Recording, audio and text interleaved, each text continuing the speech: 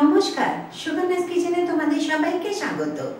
আজকে তোমাদের জন্য আমি নিয়ে এসেছি ক্যাপসি পনিরের রেসিপি। তো চলো কিভাবে বানাই সেটা একবার দেখে নাও। এসো তাহলে এই ক্যাপসি পনির বানাতে আমাদের কি কি ইনগ্রেডিয়েন্টস লাগে আর আমরা কিভাবে বানাই সেটা একবার দেখে নাও। চলো। ক্যাপসি পনির বানানোর জন্য আমার লাগবে পনির, যেগুলোকে আমি টুকরো করে নিয়েছি, এছাড়া ক্যাপসিকাম সেগুলোকেও টুকরো করে নিয়েছি, আদা বাটা, টক দই, গুঁড়ো মশলার মধ্যে লাগবে হলুদ গুঁড়ো, লঙ্কা গুঁড়ো, কাশ্মীরি লঙ্কা গুঁড়ো, নুন, চিনি, ধনে গুঁড়ো আর জিরে গুঁড়ো। সাদা তেল দিয়ে দিয়েছি, এর ভেতরে আমি পনিরগুলো দিয়ে ভেজে নেব, হালকা করে পনিরগুলো ভাজবো। তোমাদের যদি আমার এই ক্যাপসি পনিরের রেসিপি ভালো লাগে তো লাইক করবে, শেয়ার করবে আর কমেন্ট করবে। কমেন্ট করে আমাকে জানাবে যে তোমাদের কেমন লাগলো, আর সাবস্ক্রাইব করবে। সাবস্ক্রাইব করার পর যে ছোট্ট বেল আইকনটা আছে ওটা ক্লিক করে দেবে, তাহলে যে কোনো রান্নায় দিই না কেন সবার আগে তোমার কাছে চলে যাবে।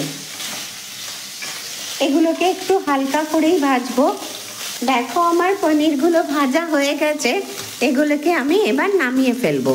কড়াতে আর একটু সাদা তেল দিয়েছি, এবারে যে ক্যাপসিকামগুলো রেখেছিলাম সেগুলো দিয়ে দিলাম, দিয়ে ক্যাপসিকামগুলো ভাজবো। তোমরা যদি আমার এই রান্নাটা ফেসবুক থেকে দেখো তাহলে আমার ফেসবুক পেজকে ফলো করো, শেয়ার করে দিও রান্নাটা, আর লাইক করো রান্নাটাকে, আর কমেন্ট করে আমাকে জানিও কেমন লাগলো তোমাদের এই ক্যাপসি পনির। দেখো ক্যাপসিকামগুলো ভাজা হয়ে গেছে, এবারে এর ভেতরে একে একে সমস্ত মশলা দেব। প্রথমে আদা বাটাটা দিলাম, আদার কাঁচা গন্ধটা যাওয়া পর্যন্ত এটাকে একটু ভালো করে ভেজে নেব। এবারে যে সমস্ত মশলাগুলো রেখেছিলাম সেই মশলাগুলো আমি দিয়ে দিলাম, তার সাথে টক দইটাকেও দিলাম।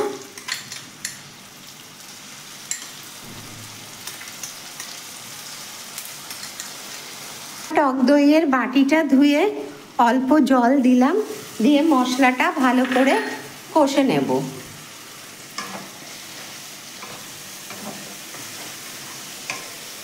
টক দইটাকে আমি ফেটিয়ে রেখেছিলাম, যখন ফেটিয়েছি অল্প আটা দিয়ে ফেটিয়েছি।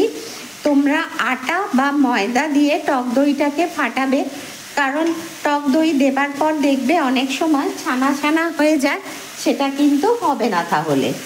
এবারে যে পনিরগুলো ভেজে রেখেছিলাম সেগুলো দিলাম, দিয়ে এগুলো সব মিশিয়ে নেব।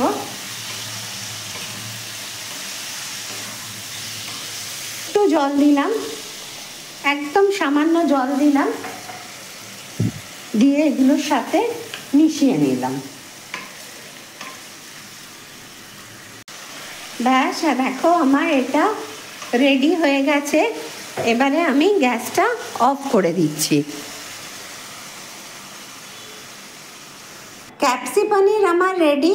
গরম গরম পরিবেশন করো রুটি, লুচি বা পোলাওয়ের সাথে।